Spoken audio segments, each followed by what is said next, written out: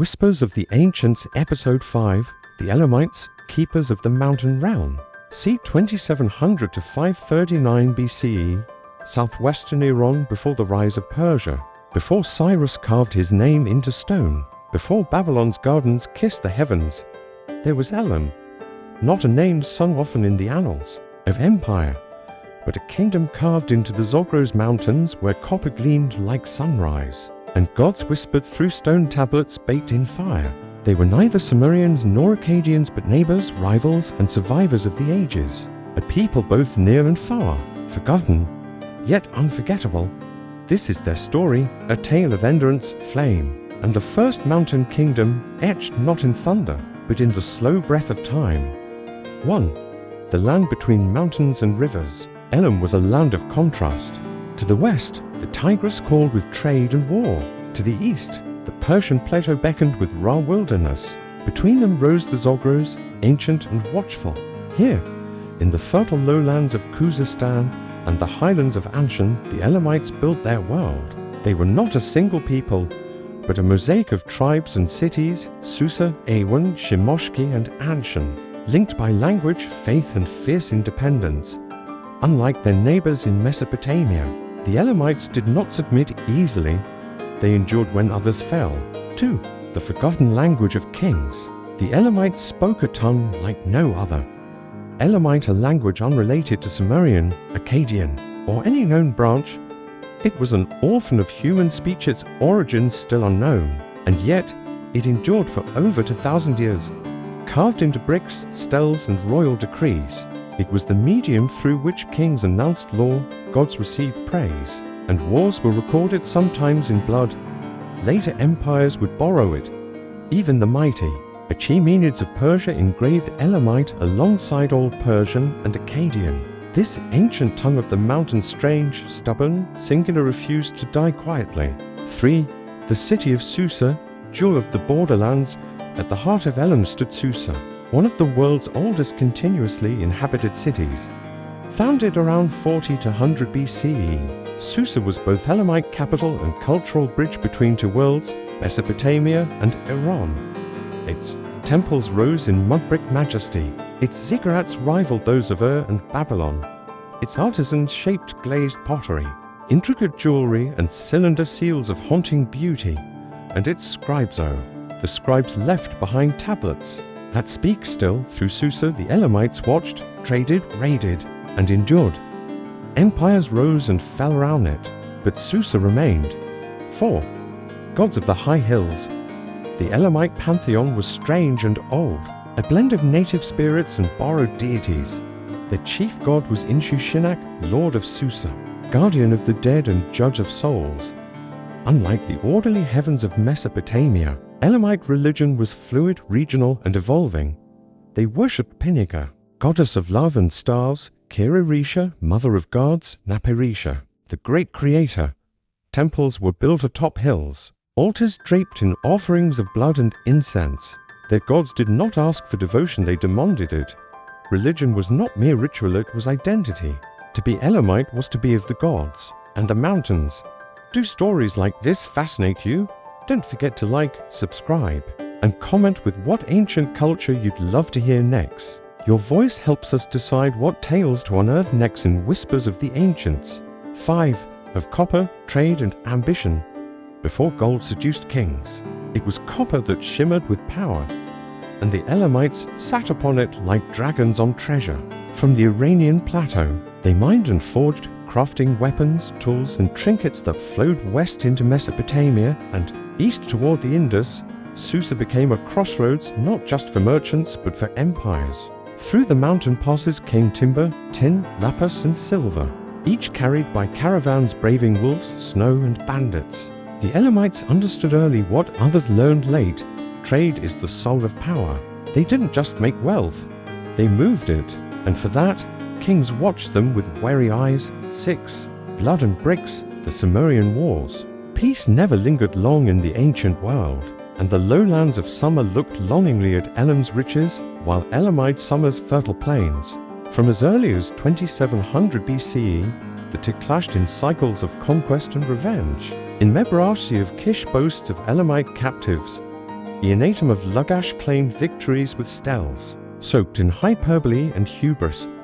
But the Elamites always returned, raiding cities, burning temples, capturing kings. Their most enduring feud came with the Akkadian Empire. When Sargon of Akkad rose to power, he marched east. He conquered Susa, looted temples, and declared Elam subdued. But empires lie, and Elam was never truly tamed. 7. The rise of Anshan and the Shimoshki kings. As Akkad crumbled beneath its own weight, Elam's heart shifted eastward to Anshan, a city of the highlands. Here, new dynasties emerged, the Shimoshki kings, mountain lords who rallied tribes and reclaimed Susa. By 2000 BCE, Elam was again independent, defiant, and growing. Under kings like Kindo II, they struck back at Mesopotamia. Babylon trembled, and Evener, the great Sumerian city, fell to Elamite hands. Victory was sweet, but fleeting. The lowlands were never easy to hold, and soon the kings of Eisen and Larsa pushed them back. Still, Elam had made its point. They were not relics. They were contenders. 8. The sweet and bitter peace. By the early 2nd millennium BCE, a strange peace fell. Not of swords sheath, but of coexistence. Babylon rose under Hammurabi. But instead of constant war, the Elamites and Babylonians began to intermarry, exchange, learn. Elamite princesses entered Mesopotamian courts. Babylonian gods were honored in Elamite temples. Tablets were written in multiple languages, a sign of diplomatic fluency. Susa, again, became not just a capital, but a bridge between worlds. This era birthed scholars, laws, and architectural wonders. And though armies still marched, the wars were less about annihilation and more about negotiation. In the shadows of greater empires, Elam thrived. 9. The untold glory of the Middle Elamite period. Around 1500 BCE, Elam reached a new golden age, the Middle Elamite period. Under kings like Antash-Napirisha, Elam grew bold, structured, and majestic. Temples multiplied. Roads stretched across valleys. A new capital rose. Durintash, modern Chagazambala, city of divine grandeur. At its center stood a ziggurat rivaling those of Babylon, dedicated to the god Napirisha and the goddess Kiririsha. Built not to mimic, but to surpass Mesopotamian forms, it stood as a statement. Elam is no one's shadow. This was the era of carved bricks, with royal decrees of canals, palaces, and towering ambitions. For once, Elam was not resisting history, it was writing it. 10. Divine hierarchies and mountain gods. To understand Elam, one must unlearn the flat pantheons of Mesopotamia. Here, in the mountains and valleys, gods were not just lords of cities, they were spirits of the land, guardians of forests, and whisperers in stone. Their chief deity, Napirisha, was not like Enlil or Marduk. He was older, quieter, more remote, a mountain god veiled in mist and eternal silence. Alongside him stood Kiririsha, the Great Mother, a goddess of life, fertility, and secrets. Temples were often built into the earth, not above it. Rituals invoked ancestral spirits, not just celestial lords. The Elamites wrote prayers on bricks, buried offerings in foundations, and believed in a spiritual architecture where every stone remembered its maker. Their gods were elusive, but the reverence they inspired ran deep into bones, into bricks, into the hearts of kings. Point 11. Writing without words. In a world obsessed with cuneiform, the Elamites were both imitators and innovators. They adopted Mesopotamian script but bent it to their own tongue. The result was Elamite cuneiform, a unique hybrid that spoke in their rhythm. But writing was more than administration. It was magic. Clay tablets recorded land grants and legal codes. But in temples, texts whispered invocations.